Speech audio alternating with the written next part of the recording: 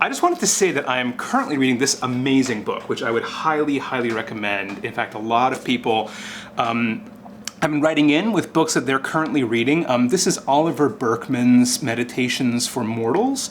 The thing that I love about this book is that it's actually meant to be read over 4 weeks. There's kind of a daily meditation. I think there's like 28 meditations, so you actually can finish this book within 1 month. I'm currently on day 7. And the chapters are just, a couple of pages long, maybe no more than 3 or 4 pages long.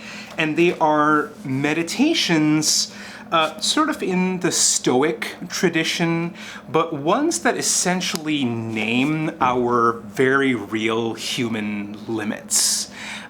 Just to say that, yes, you are not going to be able to accomplish everything. And one of the things that productivity and the productivity mindset does is it always makes us feel like we are behind in some way, always feel like we're somehow lacking.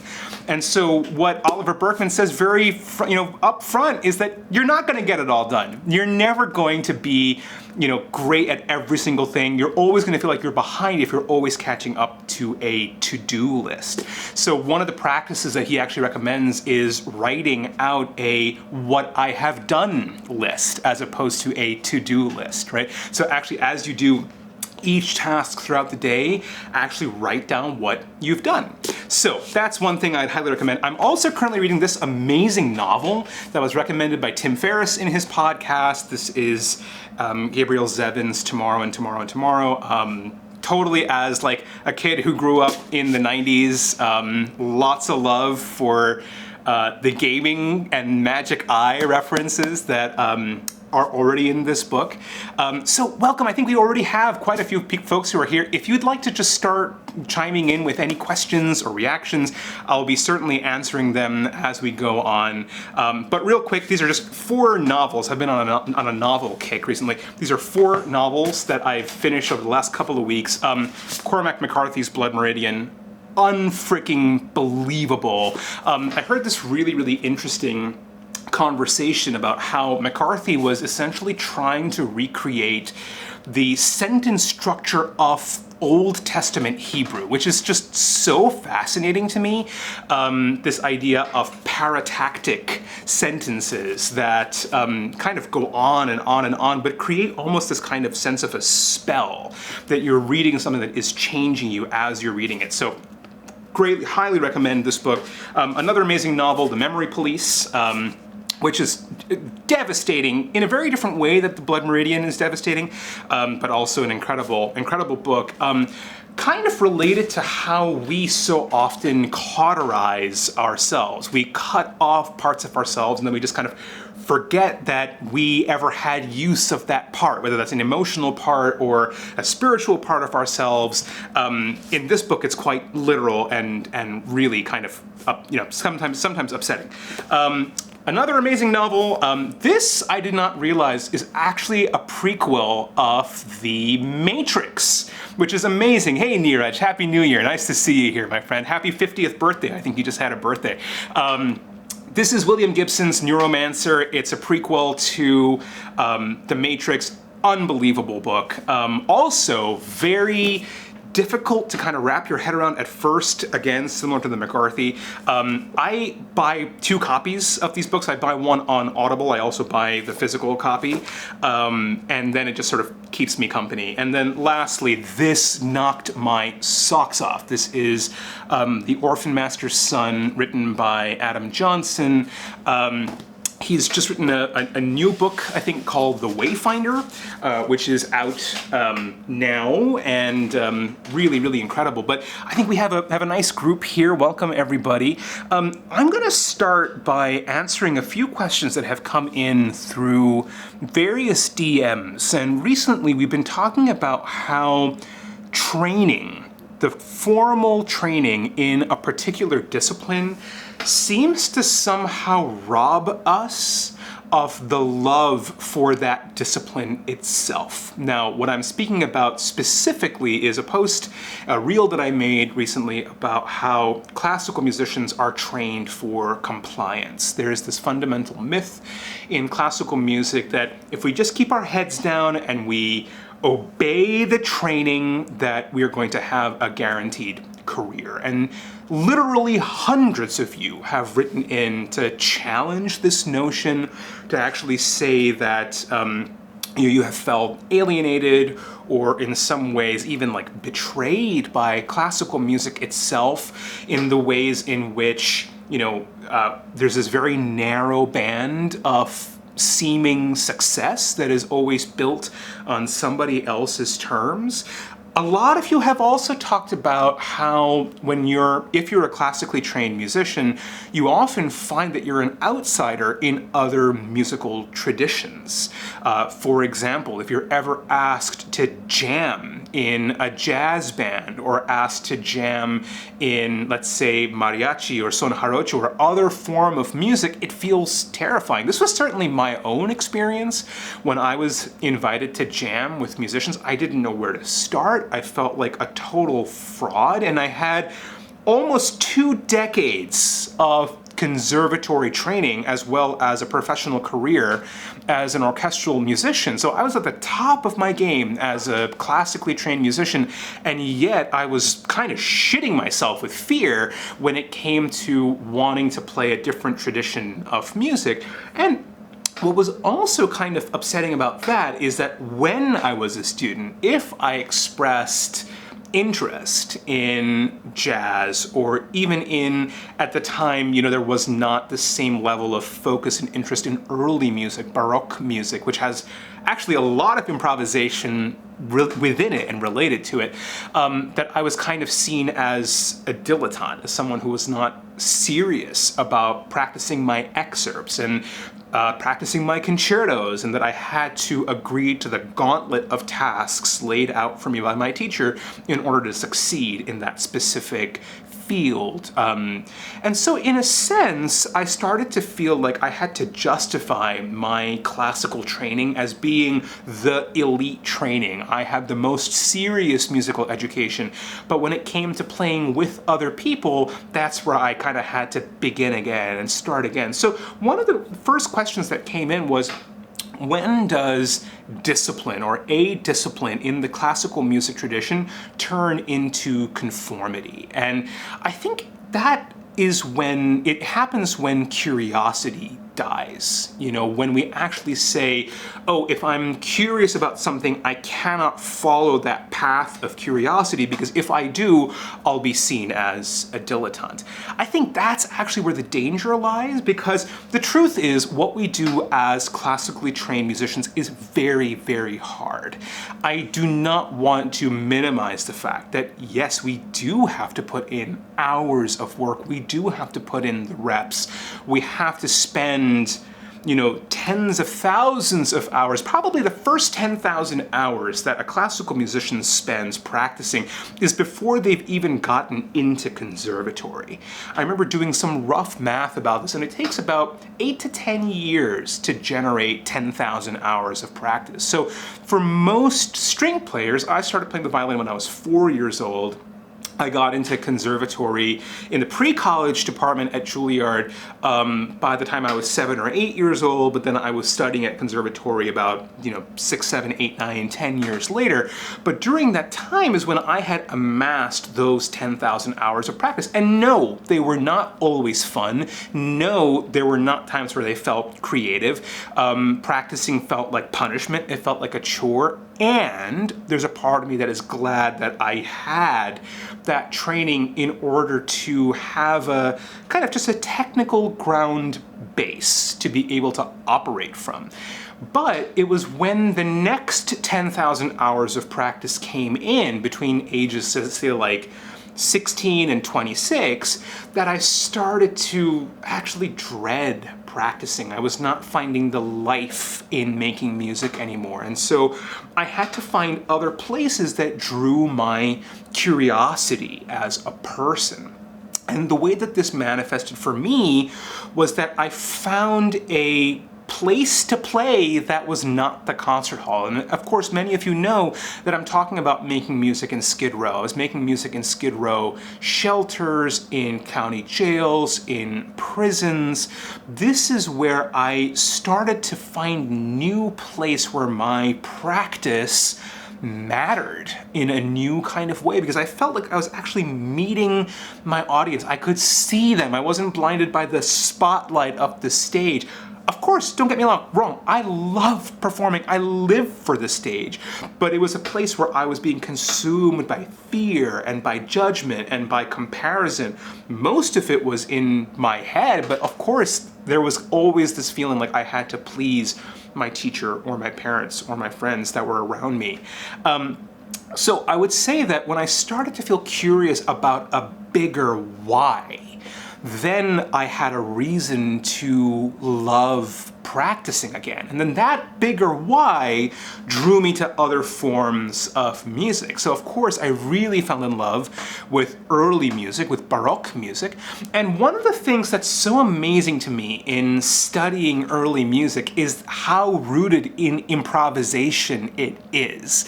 There's this amazing thing that happens when you actually look at the handwriting of composers. So for example, I'm currently learning sonatas that are attributed to Bach.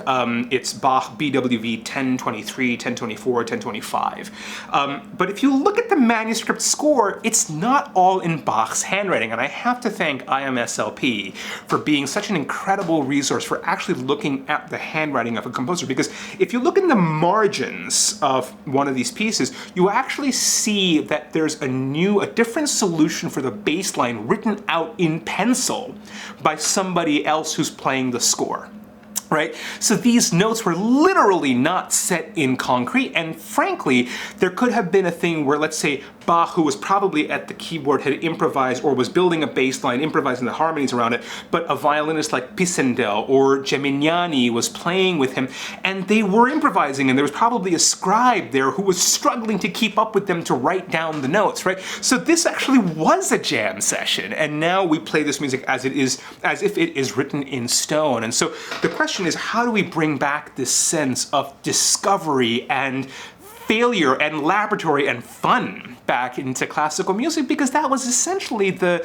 laboratory, the place from which this music was born. Okay, so that would be my answer to how does discipline turn into conformity. I would say it's when curiosity goes out the window. So my advice is to remain curious and to be unapologetic about your curiosity, right? What draws you to a place where you feel like you can be better at this thing, right? So what motivates you, what pulls you towards a different sense of self, and to follow that curiosity without any apology. And there's a certain kind of way in which once you have a bigger why that you are orienting yourself toward, your life starts to make a different kind of sense. Okay, cool. So, next question actually has to do with physicality and my body. So I talked a bunch about how about 8 or 9 years ago, I was 100 pounds heavier than I am now. At my heaviest, I was about 315 pounds. Not healthy. I did not feel good at that weight. It hurt to walk around the block. This had a lot to do with a severe addiction to food. I think there was certainly an addiction to alcohol as well, but really what it was an addiction to overwork, an addiction to validation, an addiction to succeeding on everybody else's terms but my own. And so in a sense, what I started to do was apply what I knew as a musician, what I knew about practicing an instrument, to practicing how to heal myself, practicing change on my own body. Now, the first thing I should say is I asked for help, which for me felt like the most uncomfortable thing to do, right? So I asked for help from a nutritionist, I asked for help from a trainer. These two things, I completely know that I had the privilege of being able to ask for that help, but for me, that was the biggest stumbling block, honestly, was not admitting that I couldn't do this on my own. And I know a lot of you have written to me feeling like, you feel a sense of alienation or loneliness, or that you have to do this all by yourself, and you do not. You do not have to do this by yourself. There are people across various different pay scales and demographics. Certainly here on social media, there are people who you can reach out to and you can talk to about getting better at a specific thing. If there's any silver lining about the fact that we have so much access to each other now, I think it's to actually ask meaningful questions of people. Please do not spam DM people, but to ask meaningful questions, to say, hey, I've noticed this about your practice. I'm really inspired by it. Can you tell me something about it? So the specific question that came in from someone was that a music teacher, a string instrument teacher, has actually said, don't work out so much. String players shouldn't work out so much because bulking up actually stiffens the muscles. It can lead to chronic overplaying injuries, and that as string players we have to stay limber. So my answer to that is to check out the work and being an amazing person that is Joe Conyers. He's the principal bass player of the Philadelphia Orchestra. He is an incredible inspiration to me, and he is absolutely ripped. And I would say that his physical practice is totally related to his musical, and I would actually think spiritual practice as well. So yes, just some advice here. Yeah, working out, especially strength training, the whole point of strength training is actually to break muscle, right? To push muscle to failure, right? And especially if we're trying to build, bulk, the more reps that one does, we're creating these micro tears in the muscle. And then what happens is as the muscle heals, it actually contracts, right? So we have, that's the feeling of soreness is also, lactic acid that's stuck in the muscle. So the thing that I've learned is, first of all, to factor in just as much mobility work, as much stretching, as much gentle cardio, zone 2, zone 3 cardio. Probably the way that I lost the most weight was by walking, right? So gentle, zone 1, zone 2, so that's about you can look at exactly what it is. I think it's like 30 to 40% of your max heart rate. Zone 2 training, you should be able to have a conversation with a person while you're doing a walk or a gentle jog or you're on an assault bike, that kind of thing. But once you enter that sort of zone, you can balance strength training with mobility work, with gentle cardio. But one myth that should be challenged is, related to, if I pick up heavy weights, I'm going to immediately bulk up. No, you're not, right? It takes a long time to get bulky and build mass as someone who is picking up weights, right? My colleague Darren is talking about athleticism is very different than bulking. Yeah, the whole point is to build athleticism, to be mobile, to be limber. That there are many different kinds of strength, right? So for example, if you're kind of breaking the muscle by working out, by doing reps on a, it's called, eccentric contractions, right? So to actually be breaking the muscle as much in its stretched phase as much in its contracted phase, right? So this is, maybe a lot more sort of like workout science than folks signed up for, but to me it's really fascinating because it's directly related to our physicality when we're playing. How do you want to feel when you are playing? And for myself, I want to be ready. That's the word I feel. That's the word. It's the way I want to feel when I'm about to play something. Like I'm about to play first violin for the suite version of Appalachian Spring with some amazing musicians. And this is music that moves and it requires a lot of eye contact and a lot of dynamism from all of the players. So I want to be able to meet the music at the level of dynamism that music is. Oh, Joe is here. Hey, bud. Yeah, Yes, of course. Of course you're here. I have so much respect for Joe Conyers. Everyone who's on this live stream, go check out Joe Conyers' work. Much love to you.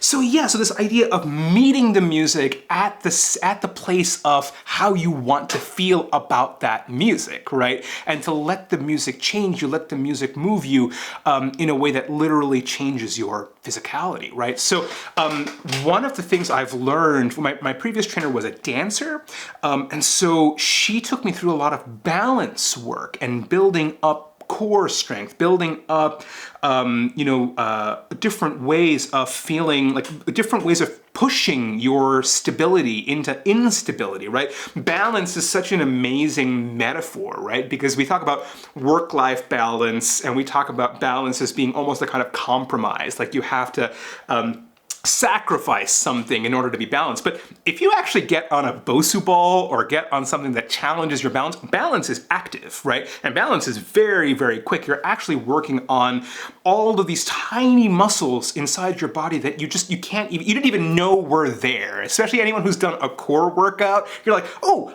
obliques, hello, I didn't even know that obliques existed.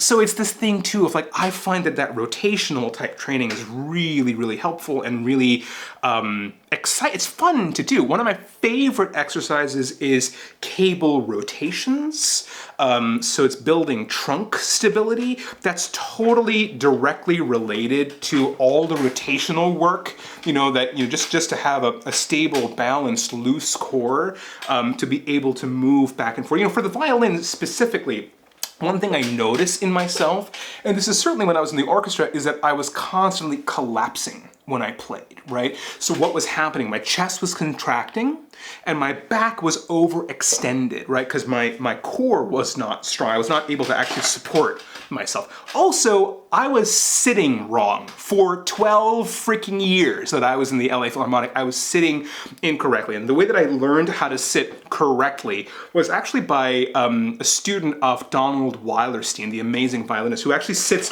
you probably can't see it here, but the chair corner is actually here between my legs. And so I'm sitting really sort of like with the corner of the chair here and facing out this way. And then I have the violin this way here. So I'm actually not looking directly over my violin. Now, take all of this with a grain of salt because there are many amazing players like Augustin Hadelich or Hilary Hahn who look directly down the barrel of the instrument. One thing that I found for myself was to keep my neck and my head neutral, right? So looking out this way, to have the violin here, and then be able to gently look over this way when I'm playing, but essentially my head and my spine are straight the whole way, right? So the thing that started to happen for me is that when I was looking over, my whole body would begin to corkscrew this way, right? And so I have this chronic pain in my left hip because it's contracted, right? So one of the other things that I do is I see a physical therapist every other week, right? And this is someone who practices something called Rolfing. Rolfing is very intense. Essentially, it's myofascial correction, myofascial release. Myofascial release is something that you can do on yourself too, with small sort of like stability, the rubber balls that you can rub into muscles. I literally have a collection of small spherical objects that I will travel with to be able to like massage out certain parts of myself. And so, yes, actually, so hello, sorry, let me just pause to say, if you've missed the beginning of this live stream, I'm recording it all on like a proper camera setup. So yes, it will all be available. I'm so glad you're here. Again, welcome everyone who's new and joining. Please write in questions. I'm currently talking about like music, violin playing and wellness. So this is moving into violin playing territory. There's no agenda for today's conversation. We have about another half hour to go. So I'm just here, but no stupid questions, no wrong questions. Please type in whatever you'd like me to talk about. And I've got a bunch of stuff here to keep talking about. So great. Just to finish this point about massage and release, it took me a long time to realize that as a musician, I am an athlete, we are athletes of micrometers, right? Like the fact that we have to practice shifts like, we have millimeters, maybe even less than millimeters of room that we have to be accurate in, right? And we have to do that under intense scrutiny, under crazy amounts of adrenaline. And so to think of ourselves as athletes. And one of the books that I found really, really helpful in this is James Clear's Atomic Habits, right? Which is what he says is, a habit is a vote for an identity, right? So if you want to have an identity as an athlete, you have to have a daily vote for yourself that moves you closer toward that identity of being an athlete. That's what practice is, right? Practice is the atomic habit of change. So I'll pause there. I'm seeing some interesting questions here. How did I manage to start my music career? Many professionals I've spoken to have just said that it happened and they didn't really plan it. Was this the case for you? Okay, so this is a really, really interesting question. So my personal life as a professional musician is something that is very rare. I won a job straight out of school. I was 19 years old when I graduated from a master's degree program at the Yale School of Music. And at the time, my parents really wanted me to become a doctor. And maybe because I'm an Indian kid whose last name is Gupta, maybe that's the thing, I should have been a doctor. My undergraduate was biology pre-med with a focus in neuroscience. And I did love neuroscience, but I knew that music was my life. But I had always been trained as a soloist. I had played and performed as a soloist from the time that I was very young. And actually, I should just say, I've written an entire book about my life and about my work. It's coming out on June 9th. It's called Restrung. You can pre-order it now, but of course I'll tell the story now since you're asking. But I was very lucky to win my first major orchestral audition when I was 19 years old for the LA Philharmonic. And I think within 22 months, and I say 22 months very specifically because that was the amount of time it took to earn tenure in the LA Philharmonic. Within that time, I knew that I had made a mistake. And it wasn't only because I didn't feel like the particular situation of the LA Phil was right or wrong for me. There was something in my heart that was not being fed by being a so-called professional musician. Something was missing. And at the time, I felt like I didn't have a right to admit that something was missing because I had literally the highest paying orchestral job in the country, right? So the starting salary of the LA Philharmonic in 2007 when I joined was $125,000 a year. I had no reason on paper to be unhappy. And yet, there was a part of me that encountered a number of reasons where I felt like, I don't know if this is right. And those reasons started to snowball over 12 years, where essentially, at the end of my time in the LA Philharmonic, I was, as I mentioned earlier, 100 pounds heavier than I am now, in constant pain, probably addicted to alcohol, and alienated, I think worse than all, alienated from my own sense of self and from the music itself. And that's what felt the most kind of painful and tragic to me. But I should also be transparent and say that along the time that I was a member of the LA Philharmonic, I had basically started 2 other careers by accident. One was that I gave a TED Talk about an individual named Nathaniel Anthony Ayers, who was a homeless musician living in Skid Row, which is the largest homeless community in America, less than a mile away from Walt Disney Concert Hall. And when I gave that talk about him, I was signed by a speaking agency, and I'm still with them. That's the Lavin Agency.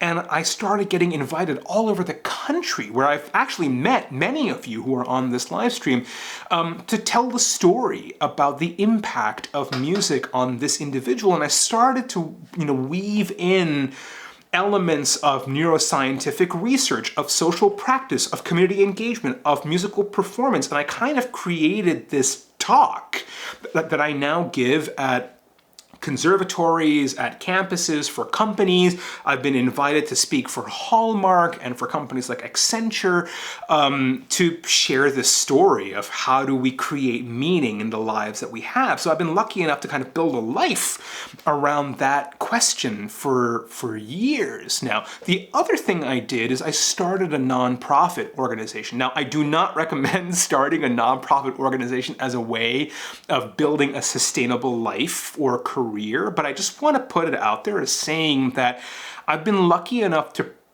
be professional in many different ways. And one of the things I think about, I think I have the book here somewhere. Yes, this book. Highly, highly, highly recommend this book. As you can see, I've read the crap out of it multiple times. The War of Art by Stephen Pressfield. He recontextualizes this idea of going pro. What does going pro actually mean?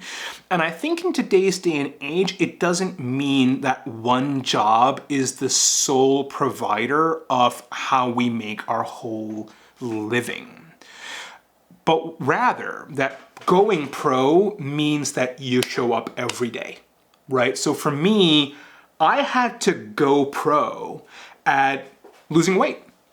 I had to go pro at being a writer. I never wanted to start a nonprofit. I never thought that I'd be a published author. But at some point, I made a decision about if I'm going to pursue this, I'm going to go pro at it, right? And honestly, I would say the same thing about being a teacher. I would say the same thing about being in a relationship. I would say the same thing about being a good handler for a dog. I mean, be serious about what you're doing, because I think that when we go pro, we learn something about ourselves that we didn't know was there. And so at this point in time, I kind of think about profession and vocation as two different things, right? Vocation, literally ad vocem, right? Voc, as in, vocalize. What are you called to? What's calling you?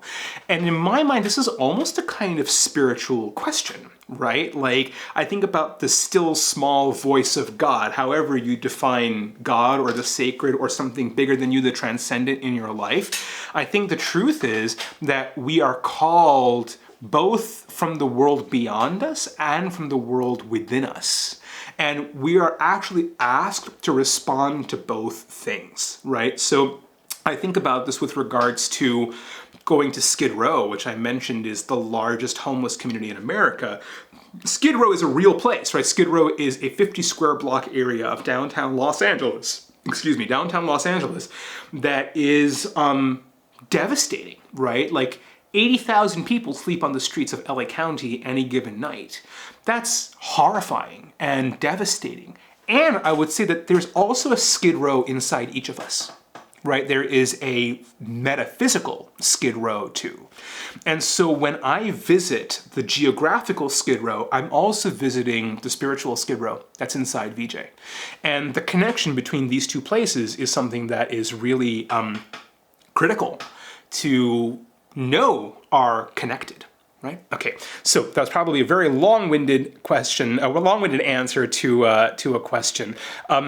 Welcome, everybody. I know there's a whole bunch of folks who have actually continued to join and ask questions. My apologies if I don't answer a question from you all, but please feel free to write in about anything you'd like to talk about or listen about. I now want to talk about meaning and belonging. I think about belonging as the longing to be, right? The belonging as the longing to be seen, to be known, to be loved, to just be one's own self. And so often, belonging isn't just about belonging to a community or belonging to a family. It's also about belonging to yourself, right? I think a lot of us are foreigners to our own selves, right? And so musicians are, I think, possessed of a certain kind of superpower when it comes to learning how to be, because we're constantly putting out something from nothing. And what I mean by that is literally we are creating sound from silence. There was another question here earlier that asked about my relationship to new music. I work with a lot of living composers. I'm actually currently in a conversation with an amazing young Iranian composer named Mojgan Misaghi, who's based in Austin, Texas. I'm about to release 3 miniatures by Mojgan, and I'm in this conversation with her where we're talking about what inspired her to write these pieces? Where did the expression come from? And I kind of feel like a composer's job is to take what is unmanifest and manifest it, right? And that the performer's job is to take what is manifested on the page, what is somehow congealed, that's not the right word, but kind of made cohesive on the page by a composer.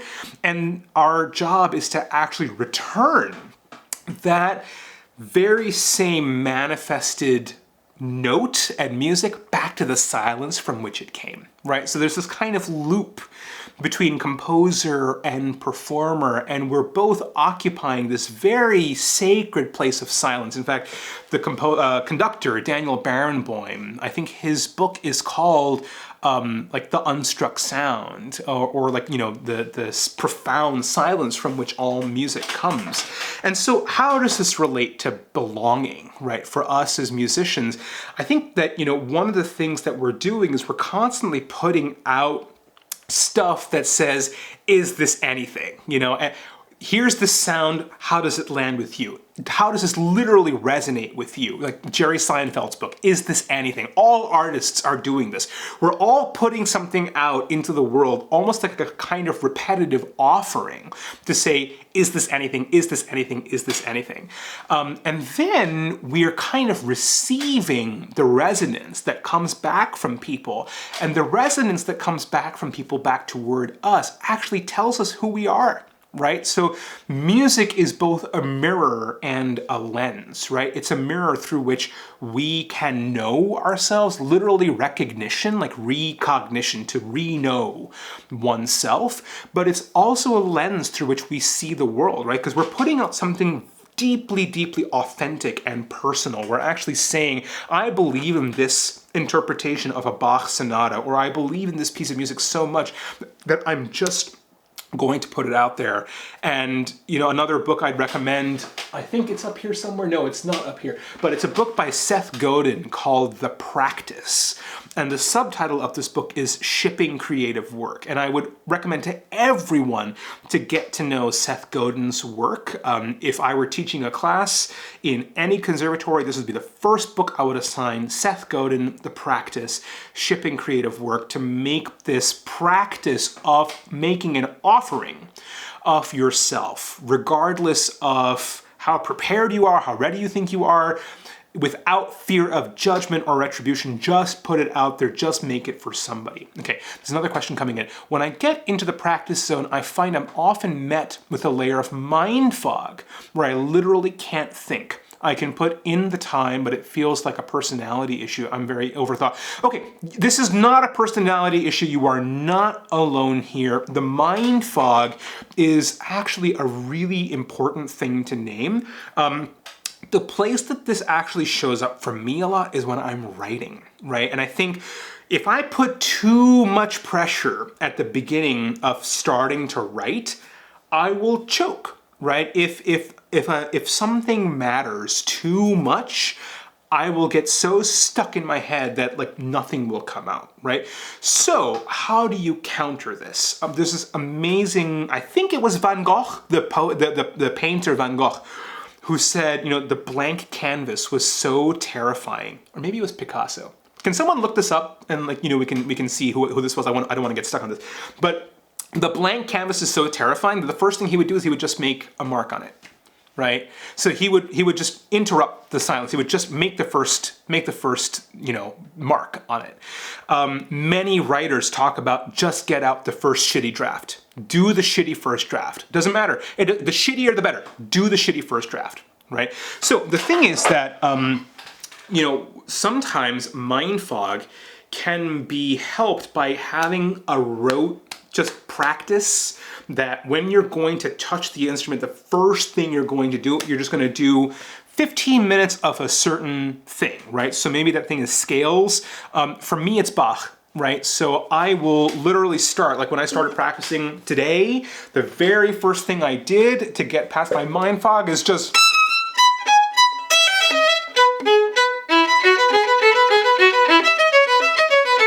and just go. Don't ask any questions, right? Don't overload yourself with, what am I going to do today? What am I going to express? What great gem will I find? You may not find a gem, right? But you got to sit your ass in the chair or stand wherever you are and practice, right? So this is one thing. The other thing I would say about mindset and practice is immediate forgiveness. I mean that very seriously. Immediate forgiveness. There's a great conversation between Tim Ferriss and Jerry Seinfeld, where Jerry Seinfeld talks about motivation and kicking his own ass. Kick your ass to get to the page. Kick your ass to get to the gym. Kick your ass to get to the first note. But the minute you're there, the minute you're at the first note, or you're doing the first rep, or you're finally on the treadmill, love and flowers and deep self-care, right? Like you did it, you made it, right? So just to get, Stephen Pressfield calls that the resistance, right? So what you're feeling, the mind fog, is resistance. So what do you do when you're in a fog? Turn on a bright light. Just go. Just do the work. Just do the work, right? And to make a practice of just doing the work, just to show up. And you may not get something out of your practice, but the truth is, when I think I'm getting something out of my practice session, that's often when the practice session wasn't very good. It's often when I leave my practice session feeling like, I kind of don't know what I did today. Right? The same thing has gone for writing. I've spent the last 5 years writing 2 to 3 hours every single day. And what I do is I wake up, I have my morning routine, and then I start writing, right? And this is something called morning pages. I would also highly recommend Julia Cameron, The Artist's Way. Swear by it. There's dozens and hundreds of artists, actors, writers, poets who talk about just totally no holds barred, no judgment, free writing. Right? To be able to just do it. Dancers do the same thing too, just free movement. Start with a little bit of free movement, see how that lands, and then to go, into what's next for you. Okay, this is the second time I've heard that you say you're writing. I haven't known about this about you. Identify as a writer. Feel it's the most important thing about myself as an artist. Do you, and why? Yes. So I should mention again, I have actually been working on a book for the last 5 years. It's coming out in June. It's something that I have poured my heart and soul into. The last couple of years, I've probably rewritten this 80,000 word book like 6 or 7 times. I mean, writing is maybe the most humbling thing in the world, especially for me as a performer. No one applauds at the end of a bad sentence, right?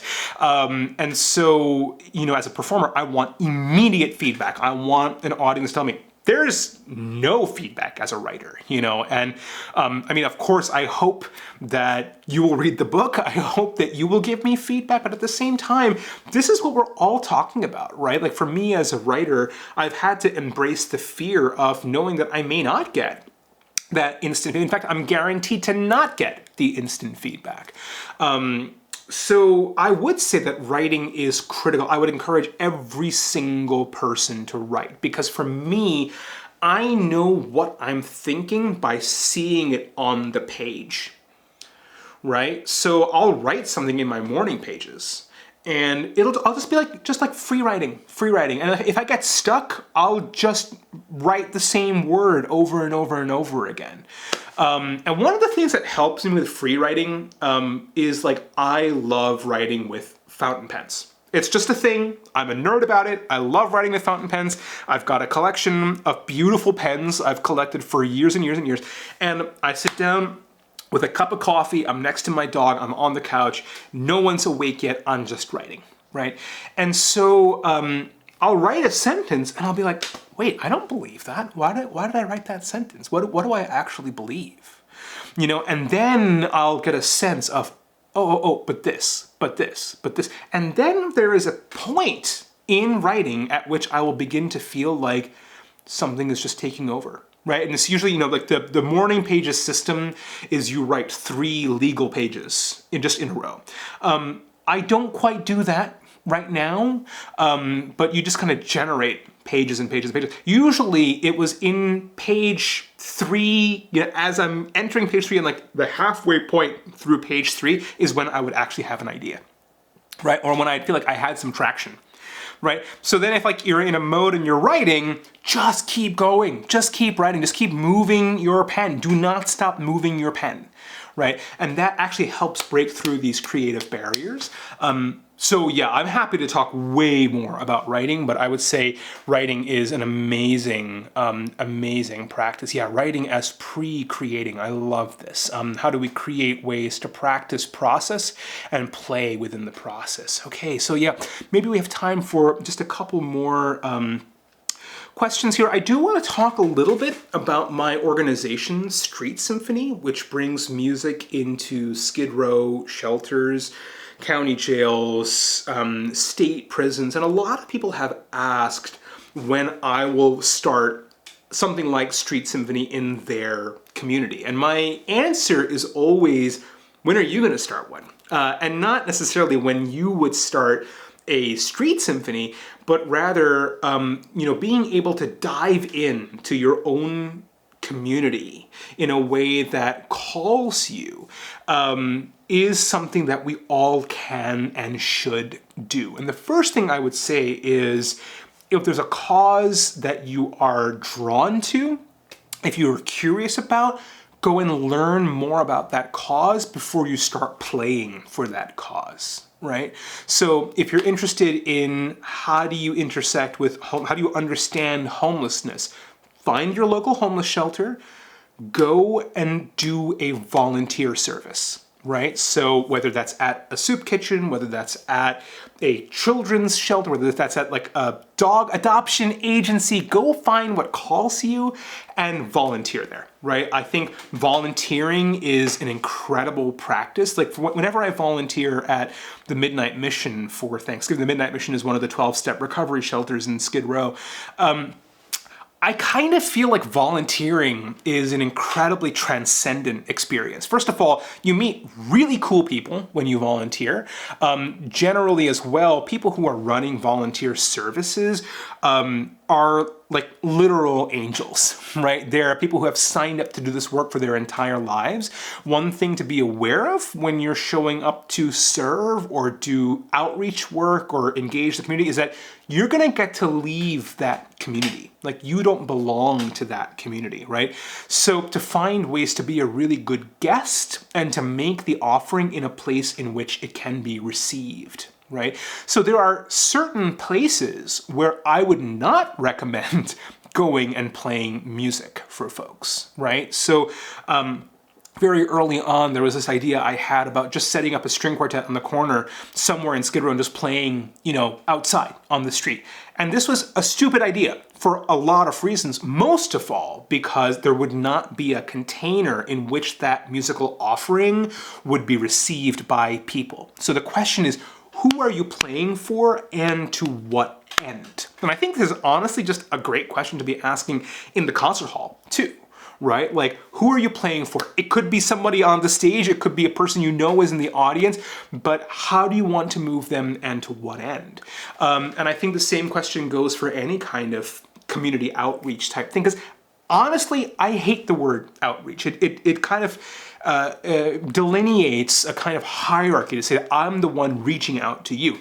The truth is, whenever I go to Skid Row, I feel like I'm the one who's walking away with far greater gifts than what I hoped to bring, right? Like those are some of the most keyed in, emotionally astute, wise audiences I've ever met. And I have told dozens and dozens and dozens of stories about those experiences in talks and in my book.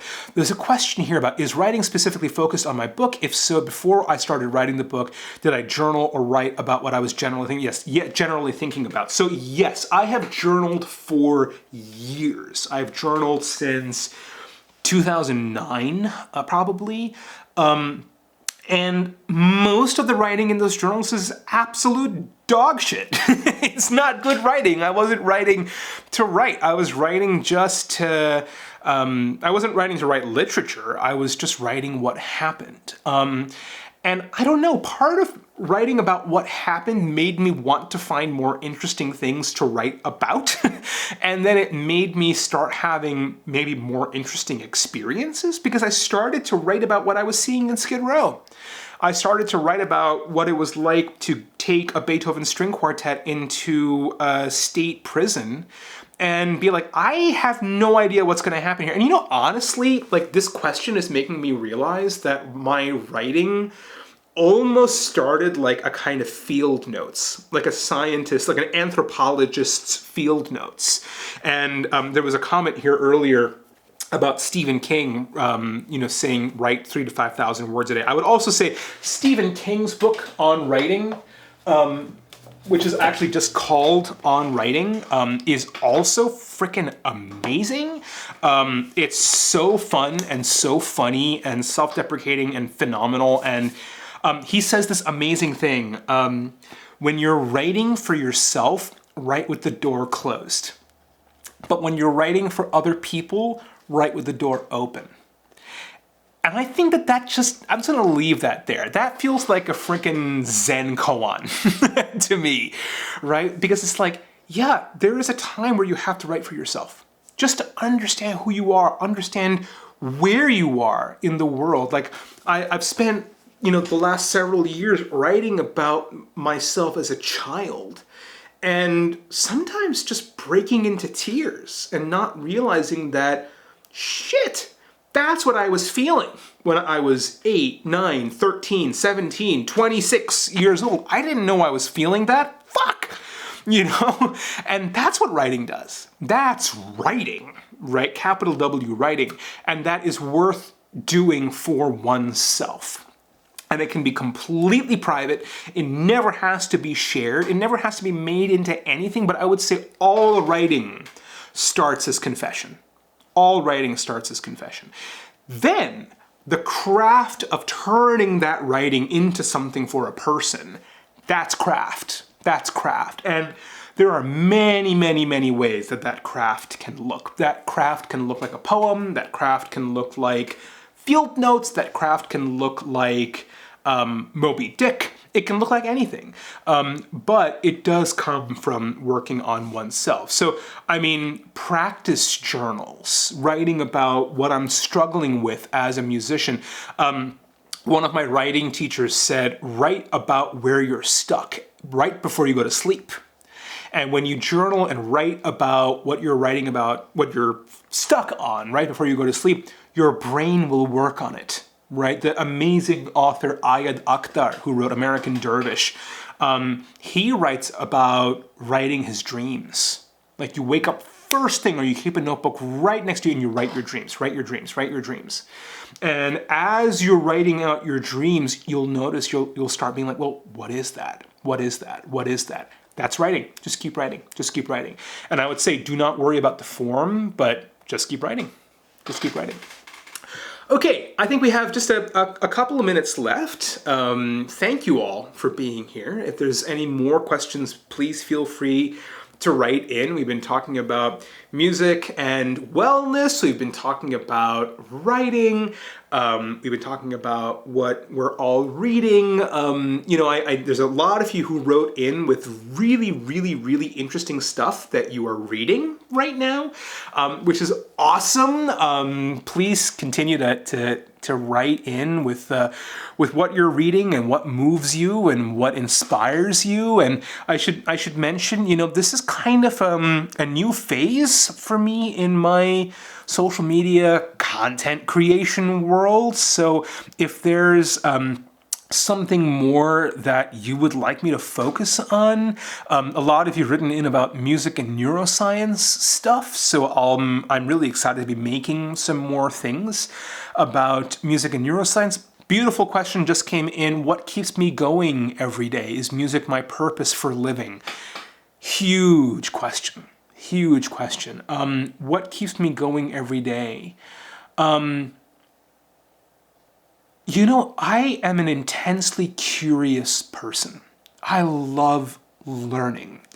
And so, around me, literally in my studio, is, cameras, is books, I got recently obsessed with typewriters. I told you I'm obsessed with fountain pens. There are notes all over. I love being curious. So I think curiosity is what keeps me going. And I just love that feeling, when you learn something and you're like, oh, that's so cool, right? That's what I love. That's what keeps me going. And yes, I would say that music keeps me going, but there's also times where music makes me really want to stop. Music is not always fun. Practice is not always fun. Career and life and politics and all the things that happen, all the crap that happens to all of us for all the reasons. But there's one thing. I'm working on an essay right now about how classical music needs a better why. Classical music needs a better, bigger why. And I think that passion and culture and education and performance, tradition, these are all good reasons, but they're not good enough. They're not good enough. I think this idea that classical music is culture, well, whose culture and to what end? Whose traditions and to what end? The thing that keeps me going every day, honestly, is a kind of loyalty to the practice, the truth that I feel like there's something inside me I haven't yet said. And the violin or the pen or the camera or, I'm currently absolutely obsessed with film photography. I've been shooting on a Nikon F2. Or what I might read in a novel. There's something there that might teach me about a part of myself that will help me click something. And then I'm on fire with sharing that with somebody else. So, I know that the idea of classical music needs a new why is a bit half-baked. I'm still working on it. Please feel free to write to me about it. I'll just answer one more question. What intersections do I see between music and writing? Do I feel like being a writer makes me a better musician and vice versa? So yes, and in fact, I answered this question a bit earlier. And just to continue thinking about this, this is totally related to how we learn anything. Right? Like when I'm reading a book, I am constantly writing in the margins. I'm leaving notes for myself. My friend and amazing writer, this guy named Austin Kleon, who wrote a series of books called Steal Like an Artist and I think Show Your Work and Keep Going. Those are Austin's 3 books. Austin has a great blog too. Shout out to Austin. He talks about, wait, hold on, how is this related to showing my work? Sorry, I was going somewhere with that and I lost my train of thought because I'm just such a big fan of Austin Kleon. But well, essentially what I'll say is starting over, finding new modalities to think about something. It's like, if I'm curious about music and I want to write about it, writing about it will expose the gaps in what I don't know. Maybe it's what I don't know historically. Maybe it's a place where I'm currently struggling with a technical issue. What's going on there? So yes, writing is both humbling and humiliating because there's no place to hide from yourself, which is truly what I think the craft of craft is. That's why we sign up to be artists. That's why we practice. And for me, it's directly related to who I am as someone who cares about making the world a better place, who I am as someone who cares about making better music and playing better, but also with regards to communicating better too. So I'm going to sign off now. That went longer than I thought. Thank you, everyone, for being here. This has been so fun. For anyone who missed parts of this live stream, I'm going to be posting it. And I'm also just thinking about creating like a general tempo of doing these maybe every other week. So let me know if you think that that's too much or too little, or if you have more questions, but just kind of opening up the main line and see what happens. So thanks everyone, and see you all soon. Bye.